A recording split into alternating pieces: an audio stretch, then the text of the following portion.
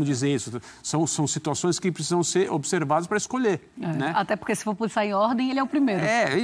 Hoje, provavelmente, seja o primeiro. Se for, ninguém vai poder contestar. E aí a questão do ambiente, que é tão importante no Flamengo, é tão determinante para sucesso ou insucesso de comissões técnicas. A gente tem visto isso acontecer assim. Ou o grupo de jogadores se fecha com o técnico do momento, ou as coisas não andam. Assim foi 2020. Na verdade, assim foi desde que o Dorival Júnior chegou no ano passado. Assim aconteceu para o bem e para o mal. Não vai acontecer com o ex-técnico da Seleção Brasileira para o mal. Não haverá isso. Por isso que o Flamengo acerta tanto na contratação do Tite. A chance de haver um problema interno com esse treinador é zero.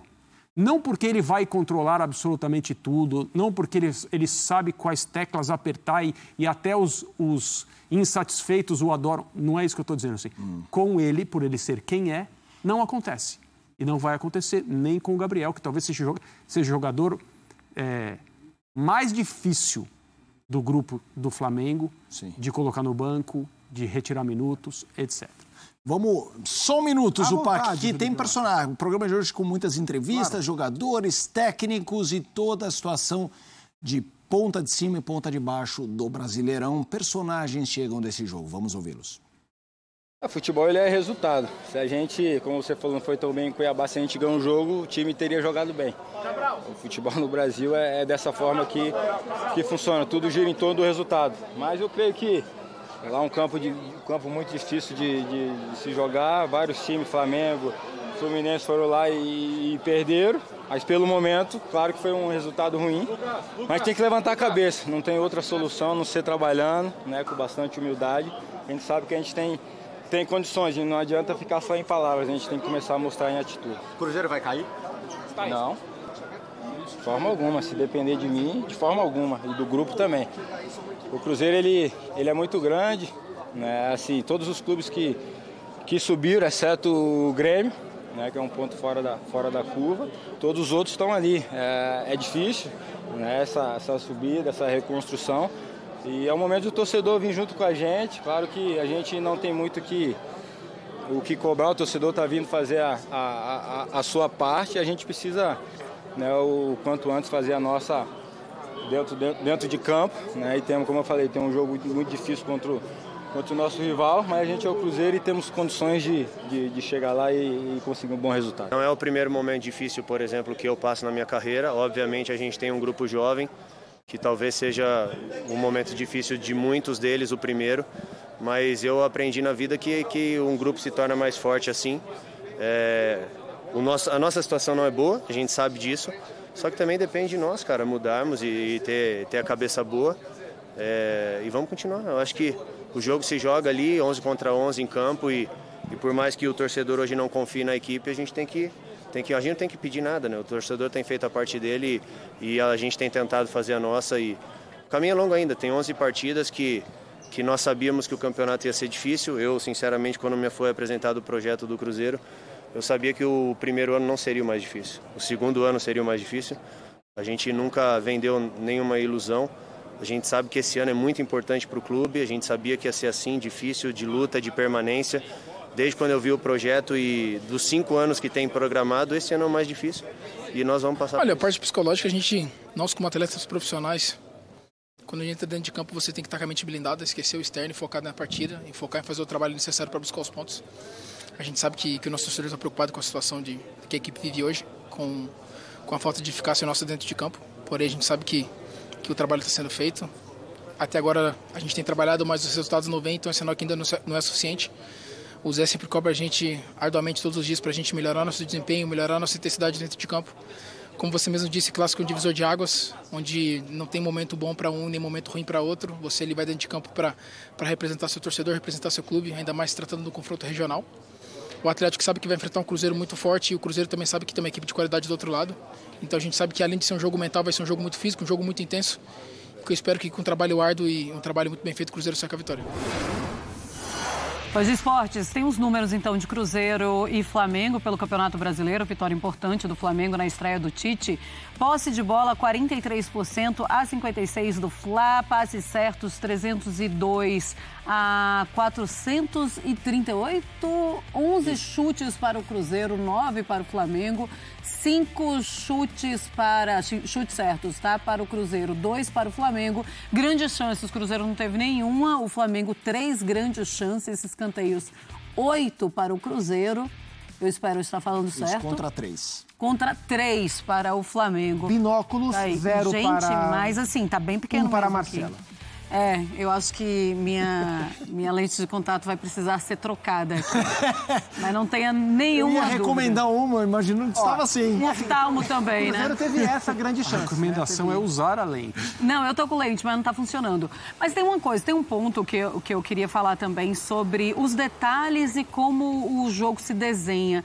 Poderia ter sido um jogo completamente diferente se por acaso o Cruzeiro começa essa partida e consegue fazer aquele gol, por exemplo, Zupac? Não acho.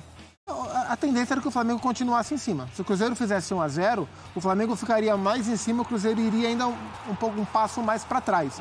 Porque até o Flamengo fazer o gol, era um jogo onde as equipes tentavam dividir a dominância. O Cruzeiro estava tentando jogar e o Flamengo estava tentando jogar. O Cruzeiro tentando construir pela direita, terminar pela esquerda, o Flamengo tentando de uma maneira um pouco mais equilibrada, não estava conseguindo, o jogo não era bom até os 30 e tantos, 38 do primeiro tempo.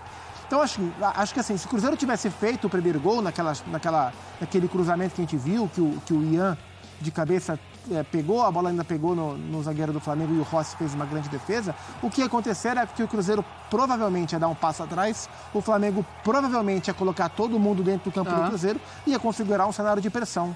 Acho que pelo que as equipes mostraram, a gente ia ver pouca diferença em resultado final. Eu também acho. E o que acabou acontecendo no final do primeiro tempo foi um momento de descontrole do Cruzeiro mesmo, né? Depois de sofrer o primeiro gol, com uma falha defensiva, né? A bola é entregue para o Flamengo dentro da área e o Ayrton faz uma boa jogada individual, a coisa ficou fácil a partir do momento que ele dominou e limpou. O gol se abriu para ele rolar e foi um passe para a rede, como se disse basicamente.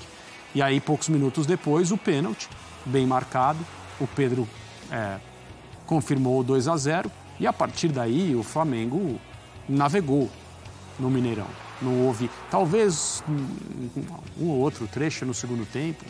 O Matheus Vital entrou, o Cruzeiro pressionou um pouco mais, mas a minha impressão, embora o futebol seja totalmente incontrolável, que mesmo que o Cruzeiro tivesse conseguido o gol no começo, sim, evidente, aumentariam as chances de uma não derrota.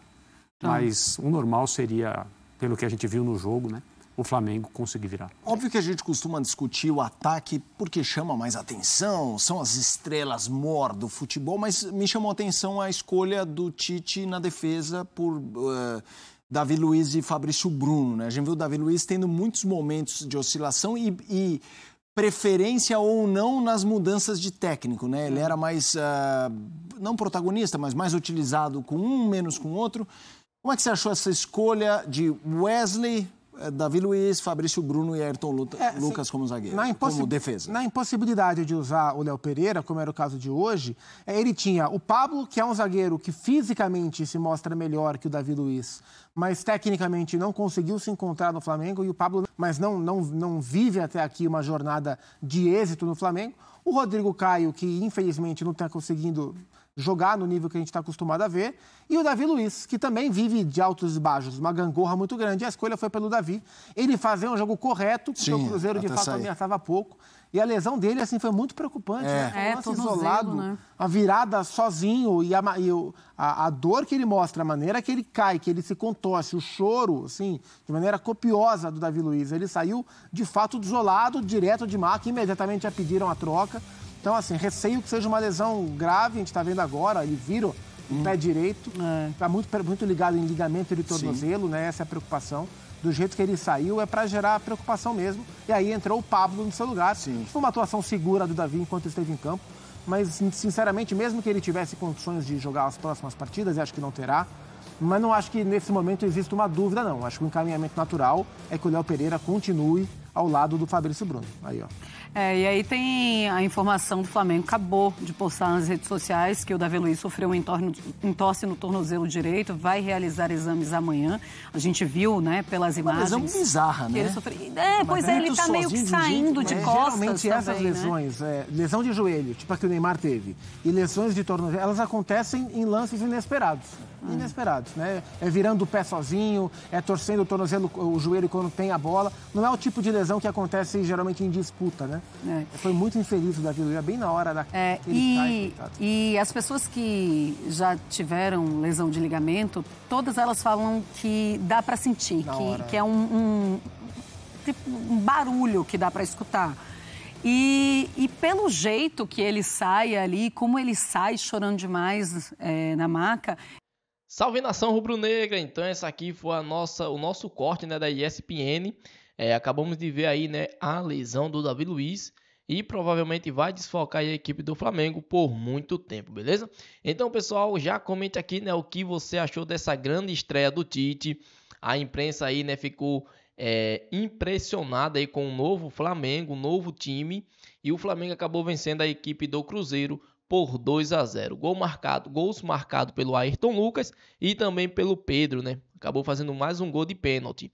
Então, pessoal, eu gosto muito, né? Queria ver aí a opinião de vocês, o que você achou, né, dessa atuação do Flamengo. Foi uma atuação boa, uma atuação razoável, ou ganhou ali, né, por sorte, assim, né, um lance aonde gerou os gols, né, nos erros do Cruzeiro, né? Então, ou o Flamengo realmente mereceu a vitória porque impôs um futebol, impôs o seu ritmo e conseguiu dominar o jogo, né, o tempo todo. Então, comente aqui que é muito importante. O Flamengo venceu o Cruzeiro, né, uma vitória aí excelente e, sem dúvida, de muita importância para a equipe do Flamengo, que agora é o terceiro colocado no Campeonato Brasileiro e agora vai enfrentar o Vasco no domingo, né? No domingo, no próximo domingo vai enfrentar o Vasco aí no Maracanã, né? Então, outro jogo duro para o Flamengo e mais um jogo para testar, né, e o Tite que vai estar estreando, né, no Maracanã. Então, é isso aí, pessoal. Espero que vocês tenham gostado desse corte. Inscreva-se no nosso canal Mengão News Oficial e até o próximo vídeo.